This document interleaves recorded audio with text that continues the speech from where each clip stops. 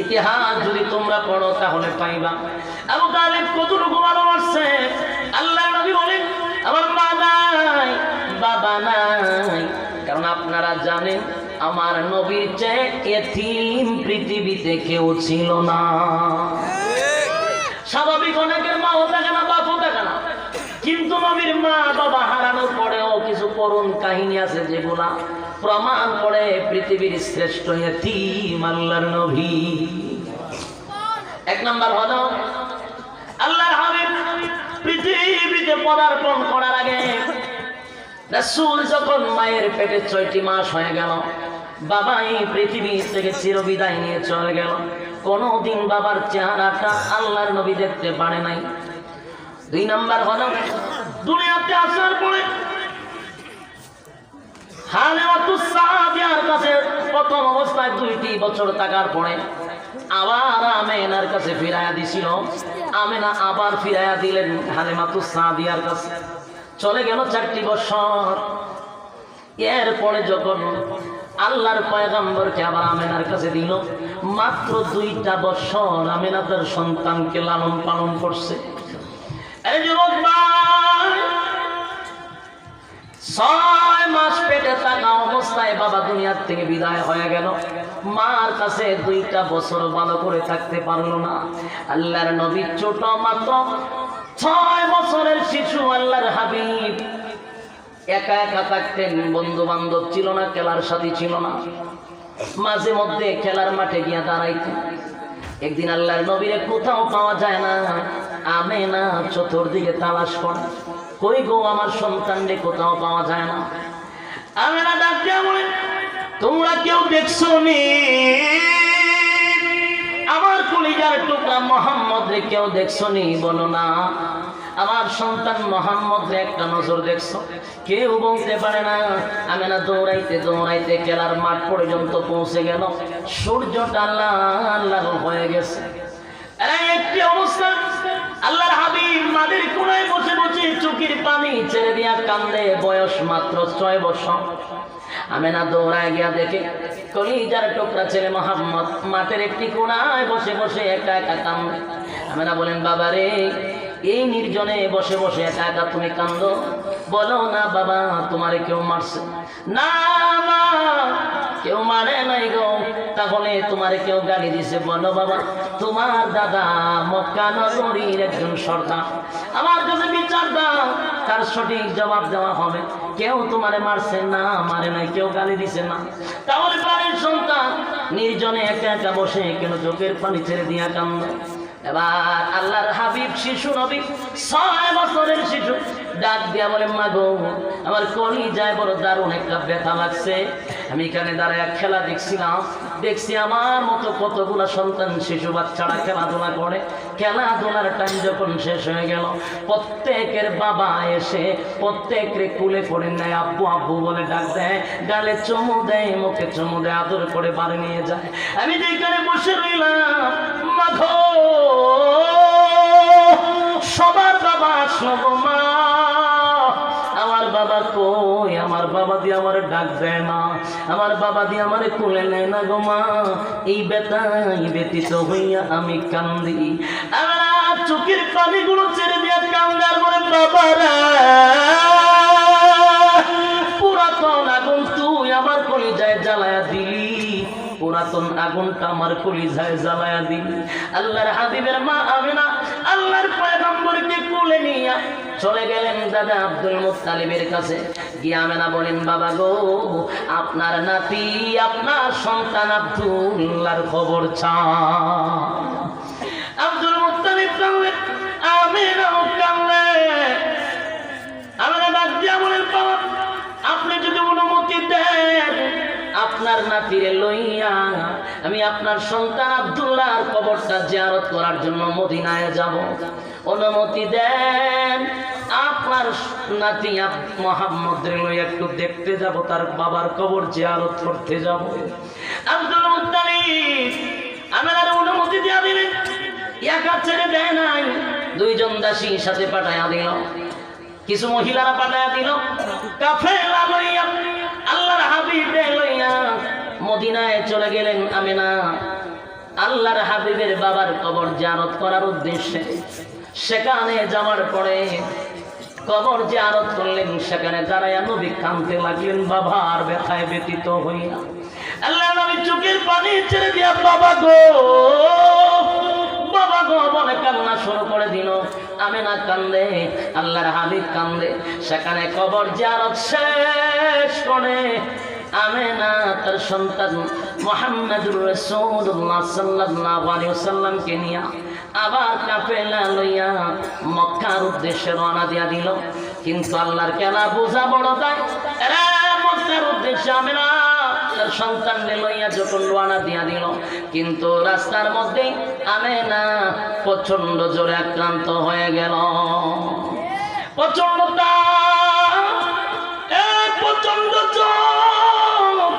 আমেনা কাঁপতে লাগলো। জ্বরের তাপমাত্রা বেড়ে গেছে। আমেনা একদিন গেল জ্বর কমে নাই, 2 দিন চলে গেল জ্বর তো কমে না, খালি বাড়ে। বাবার কবর থেকে বেশি দূরে আসলো না, ঠিক মদিনার রাস্তার মধ্যে আমেনা প্রচন্ড জ্বরে আক্রান্ত হইয়া আমেনা বুঝতে পেরেছে আমি এই পৃথিবীতে মনে হয় আর বাঁচব না। কিন্তু কলিজায় বড় ব্যথা, আমার সন্তান 6 বছরের শিশু মুহাম্মদ রে লইয়া আসছিলাম তার বাবার কবরটা জিয়ারত করার জন্য। আমি রাস্তার মধ্যে আমি নিজেই অসুস্থ হয়ে গেলাম, আমি জ্বর আক্রান্ত হয়ে গেলাম। আমার দিলে সাক্ষী দেয় এই পৃথিবীতে মনে হয় আমি আর বাঁচব না। কিন্তু আমার কলিজার টুকরা সন্তান আমি কার কাছে রেখে যাব গো? এই মরুভূমির মধ্যে তার মা ছাড়া কে আপন আছে? আমি এখন কার কাছে রেখে যাব? আমার সন্তান এটা কেমনে সহ্য করবে, কেমনে বরদাস্ত করবে? বাবার কবর জিয়ারত করে এসে মা প্রচন্ড জোরে আক্রান্ত হইয়া দুনিয়া থেকে এখন বিদায় হয়ে যাবে, মরণাপন্ন। আমি কলিজার টুকরা সন্তান মুহাম্মদকে জড়ায়া ধইরা চুমু দেয়ার বলে বাবা রে আমি মনে হয় পৃথিবী ছেড়ে চলে যেতে হবে। বলেন মক্কা নগরীর মহিলারা, আমার সন্তান মুহাম্মদ রে তোমরা তার দাদা আব্দুল মুত্তালিবের কাছে নিয়ে দিয়া দাও আর আমাকে বিদায় দাও। আমার দিলে সাক্ষী যায় গো এই পৃথিবীতে আর আমি বেশিক্ষণ বাঁচব না। এই কথা বলতে না বলতে আম্মা জানাবে না তার সন্তানকে তাদের হাতে যখন দিয়া দিলেন আর চোখে মুখে হাত দেয়, মুখে চুমু দেয়, আদর করে কিছুক্ষণের ভিতরে আম্মা জান আমেনা এই পৃথিবী ছেড়ে চিরদিনের জন্য চলে গেছে। আরে যুবক নবীজির মাত্র 6 বছর বাবার কবর জিয়ারত করতে এসে কলিজার টুকরা মাকেও সেই রাস্তার মধ্যে হারাইল। এবার আমেনার সেখানে দাফন কাফন করে কাফেলা লইয়া আবার যখন মদিনায় রওনা দিল, ওইদিকে আব্দুল মুত্তালিব পাগল হয়ে গেছে। একদিন থাকার কথা 3-4টা দিন হয়ে গেল, আমার মা আমেনা কেন আসে না রে? আমার নাতি মুহাম্মদের খবর কেন পাওয়া যায় না? পাগলের মতো হয়ে গেছে। একবার পাহাড়ের উপরে ওঠে আর একবার নিচে যায়, দূর থেকে কোন রকম কাফেলাটা দেখা যায় কিনা। হঠাৎ করে তাকায়া দেখেন দূর, বহু দূর থেকে একটা কাফেলা দেখা যায়। আব্দুল মুত্তালিব পাগলের মতো দৌড়াইতে আছে। দূর থেকে তাকায়া দেখে মহিলার সংখ্যা ছিল 5 জন, কিন্তু দেখা যায় সেখানে 4 জন। আল্লাহর হাবিবের দাদা আব্দুল মুত্তালিব বুঝতে পেরেছে, একটা চিৎকার মেরে বলেন আরে কোথায় আব্বা, কোথায় রে আবু তালেব, একটু তাকায়া দেখ। আমার কপাল মনে হয় আবার পড়ছে। আমার সন্তান আব্দুল্লাহ জ্বরে আক্রান্ত হইয়া মদিনায় মারা গেছিল। আমি আমেনারে পাঠাইলাম, কিন্তু কাফেলার মধ্যে সংখ্যা 1 জন কম দেখা যায়। আমার কলিজায় আঘাত লাগছে, মনে হয় রে আমার কপাল আবার পড়ে গেছে। কাফেলার মধ্যে আমার মা আমেনারে কেন আমি দেখতে পাই না? সামনের দিকে আগায়, আল্লাহর হাবিব তাকায়া দেখে দাদা আসতেছে। দাদা তার নাতির দিকে সামনের দিকে আগায়, আল্লাহর নবী দাদারে দেখে দৌড়ায় দাদাও নাতিরে জিজ্ঞা জোড়া আল্লাহর হাবিব দাদাকে জড়ায় ধরে বলে দাদা গো বাবার কবর জিয়ারত করতে গিয়া গো দাদা মারেও সেখানে দাফন কাফন করে আসলাম। হায় রে আব্দুল মুত্তালিব কাঁদতে কাঁদতে বেহুশ। এর যুবক ভাই বলুন না এই পৃথিবীতে কত ইতিম আছে, এমন করুণ কাহিনী কি কারো জীবনে আছে?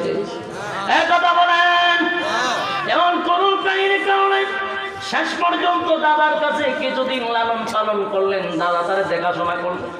কিন্তু ভাগ্য খারাপ, দাদাও মরণাপন্ন, দাদাও বেশি দিন বাঁচল না। দুনিয়ার থেকে বিদায় হওয়ার পরে বিদায় হয়ে যাবে, 10টা ছেলেরে এক জায়গায় একত্রিত করে আল্লাহর নবীরে কার হাতে রাখবে এই সিদ্ধান্ত নিয়া আবু তালেবের কাছে আল্লাহর নবীরে রেখে গেলেন। রে আবু তালেব, আমার দিলে সাক্ষী দে, তুই আমার বাপ আমার নাতিরে দেখাশোনা করবি, কষ্ট দিবি না, আমার নাতিরে কান্দাবি না। সেদিন থেকে আবু তালেব আল্লাহর পয়গম্বরকে একদিন নয় 2 দিন নয় প্রায় 45 বছরের উপরে আল্লাহর নবীরে লালন পালন করছে গো। নিজের সন্তানের চেয়েও নবীরে বেশি ভালোবাসছে।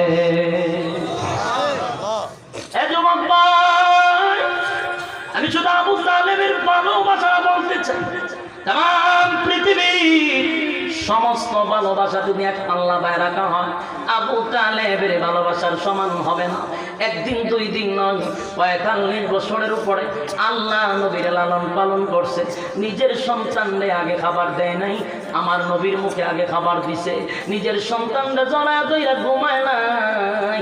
হযরত আলী ছিলেন আবু তালেবের সন্তান, আলীরে জড়ায় দইরা ঘুমায় না, আল্লাহর নবীর বুকের সঙ্গে জড়ায় দইরা আবু তালেব ঘুমাইছে।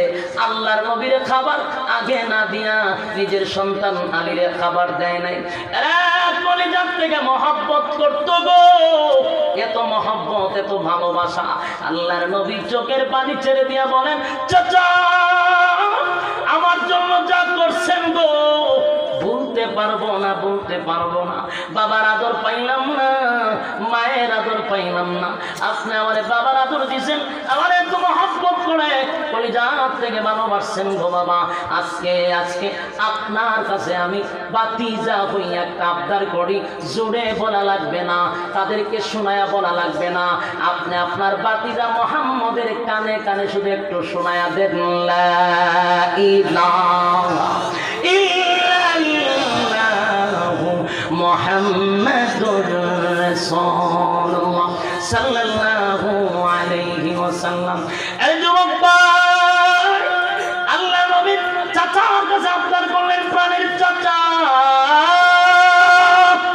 একটা বারের জন্য শুধু কালেমাটা আপনি আমার কানে শোনায়া দেন। আমি নবী ওয়াদা দিলাম আপনার কাছে ওয়াদা দিলাম, কিয়ামতের কঠিন ময়দানে আপনি চাচাকে ছাড়া আমি মুহাম্মদ জান্নাতে যাব না। আল্লাহু আকবার বলেন, আর জোরে বলেন আল্লাহু আকবার। এই আওয়াজ দিয়ে বলেন আল্লাহু আকবার। কত বড় কপাল ছিল আবু তালেবের, কত বড় কপাল। একটু নীরবে ভেবে দেখেন, আল্লাহর নবী সুসংবাদ জানাইছে, কালেমাটা পড়েন, ওয়াদা দিলাম আপনাকে যারা জান্নাতে যাব না। এত বড় সুসংবাদ পাওয়ার পরও আবু তালেব উত্তর দিল কি জানেননি? আবু তালেব বলেন, বাতিজা রে, এরে প্রাণের বাতিজা, আমার চেয়ে বেশি তোমারে কেউ মক্কা নগরীতে চিনে না। এরে বাতিজা, আমি তোমার চিনি, তুমি সত্য নবী, এর মধ্যে কোনো সন্দেহ নাই। তোমার কোরআন সত্য, তোমার ধর্ম সত্য, তোমার আল্লাহ সত্য। বাতিজারে এখানেই শেষ না, তোমার কালেমা যদি আমি পড়ি চিরস্থায়ী জান্নাতে যাব সেটাও জানি, তোমার কালেমা যদি না পড়ি গো চিরস্থায়ী জাহান্নামে যাব সেটাও তো আমি জানি। বলুন জানে না জানে না? আবার বলুন জানে না জানে না? আপনাকে পয়েন্টে আপনাকে আবু আবু জাহিল্লার আল্লাহ কেন হেদায়েত দিল না? আর আবু তালেব সেখানে বৈশা বলেন, আমি জানি তুমি সত্য নবী, আমি জানি তোমার কালেমা পড়লে জাহান্নামে যাব না, তোমার কালেমা পড়লে আমি জান্নাতে যাব। জানি শব্দটা কি জানে?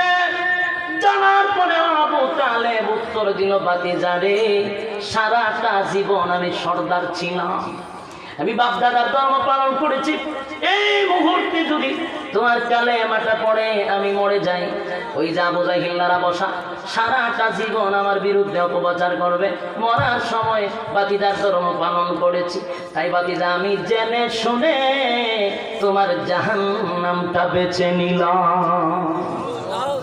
নাউজুবিল্লাহ, মাহফিল দিয়ে গিয়া দরজা লাগায় বাড়ি করবেন কেন? কইলে আবার যদি আমার দাম বেড়ে যাবে।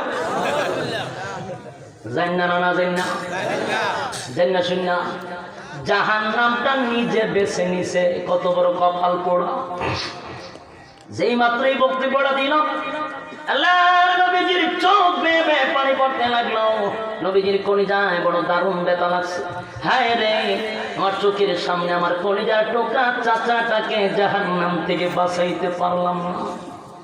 নবীজি আমার কারণে, নবীজির কান্না দেখে ঠিক আমার তেলাওয়াতকৃত আয়াত, যে আয়াতটা আমি আপনাদের সামনে তেলাওয়াত করেছিলাম, আল্লাহ এই মুহূর্তে এই ঘটনারে কেন্দ্র করে আয়াতটা নাযিল করে দেয়, ইন্নাকা লা তাহদি মান আহবাবতা ওয়ালাকিন্নাল্লাহা ইয়াহদি মান ইয়াশা।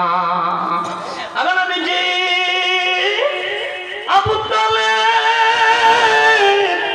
আপনার মহব্বতের চাচা গো,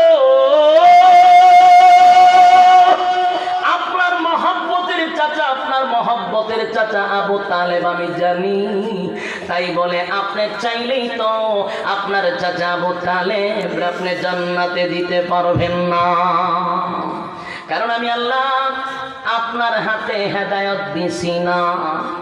কতক্ষণ হেদায়েত কার কাছে? আমি আপনারে শুধু পাঠাইছি ওয়াজ করার জন্য, নসিহত করেন। আপনার কাজ নয় হেদায়েত দেওয়া, আপনি ওয়াজ করছেন, সে ভালো করে শুনছে, জানছে, এখন তার সিদ্ধান্ত মানবে না, আপনি ইচ্ছা করলেই তার হেদায়েত দিতে পারবেন না। একমাত্র হেদায়েতের মালিক হলো আল্লাহ। বলেন কে? ইমানের আওয়াজে বলেন কে? যাদের ইমান দুর্বল তাদের আওয়াজ কম, উচ্চ সুরে বলেন কে? আল্লাহ বলেন একমাত্র হেদায়েতের মালিক আমি আল্লাহ। কারে হেদায়েত দিব গো, কারে হেদায়েত দিব না, এটা আমি আল্লাহর একক সিদ্ধান্ত। বলুন হেদায়েত কার হাতে? আল্লাহ। নবী যদি তার আপন চাচাকে জান্নাতে নিতে না পারে, এদেশের কোন মাথার পুছারি ল্যাংটা জগা ছিল চালুয়ালা শিকল বাবা, ল্যাংটা বাবা, আইজন বাবাও কোনদিন সম্ভব না, কোনদিন সম্ভব না সুপারিশ করা, ঠিক কিনা? যেখানে নবী তার আপন চাচাকে জাহান্নাম থেকে বাঁচাইতে পারবে, ওয়াজ করতে পারছে, কথা বলে না, ওয়াজ করতে পারছে কিন্তু বাঁচাইতে পারছে। তাহলে আপনি মুরিদ হইলে আপনার কান্না জান্নাতে নিয়ে যাবে, এটা সম্পূর্ণ ভুল। ডাইরেক্ট বইলা দেয়, তুই চিন্তা করিস আমার কাছে মুড়ি দিস, পরকাল তো এটা আমার কাছে। এটার একমাত্র উদ্দেশ্য হলো খালা ছাগল হয়ে যাও, এটা বয়েল টাইল দিয়ে খালা ছাগল আর খালা গরু আত্মসাৎ করার জন্য। স্পষ্ট ওয়াজ করার জন্য নবীরে পাঠাইছে, নবী ওয়াজ করছে। হেদায়েত কারে দিবে না না দিবে এটা আল্লাহর একক সিদ্ধান্ত। বাংলাদেশে যারা পীর মুরিদি করেন, আমি পীরদের বিপক্ষে না, আমি হক্কানি পীরদেরকে কলিজাত থেকে ভালোবাসি, এবং আমরা পীর মুরিদিকে জায়েজ বলি, এটা না জায়েজ বলি না। আকীদা পরিষ্কার করা দরকার, আমরা জায়েজ বলি না, না জায়েজ বলি, জায়েজ বলি। এখন আসুন, পীর শব্দটা মূলত পারসি। পীর শব্দ কি? পারসি। এটা যদি আপনি বাংলাতে আনেন তাহলে এটা হয় উস্তাদ আর হয় শায়েখ। তো উস্তাদ এর অর্থ কি? উস্তাদের কাজ কি? শিক্ষা দেওয়া।